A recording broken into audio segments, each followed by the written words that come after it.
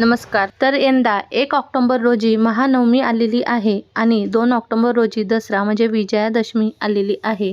तर काही जण नवमीला घट हलवतात, तर काही जण दशमीला घट हलवतात.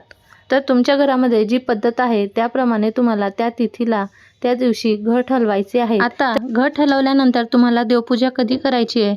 तर बघा, जरी तुमचे घट हे नवमीला हालत असतील तर तुम्हाला घट हे हलवून घ्यायचे आहे आणि जरी तुमचे घट हे दशमीला हालत असतील तरी आधी घट हलवून घ्यायचे आहेत आणि त्यानंतरच तुम्हाला देवपूजा करायची आहे. म्हणजे नवमीला घट हलवले तरी देवपूजा आपल्याला दशमीच्याच दिवशी करायची आहे, नवमीला नाही. आणि दशमीच्या दिवशी घट हलवले तरी आपल्याला देवपूजा ही दशमीच्याच दिवशी करायची आहे. तसेच घट हलवल्यानंतर लगेच घटाचे विसर्जन करू नका. विजयादशमीच्या दिवशी आपल्याला घटावरील जे धान्य असतं त्याला आपण धन म्हणतो, ते संध्याकाळच्या वेळेला आपल्या ग्रामदेवतेला जाऊन व्हायचं असतं, अर्पण करायचं. म्हणून घटाचे विसर्जन हे दसऱ्याच्या दुसऱ्या दिवशी करायचे असते.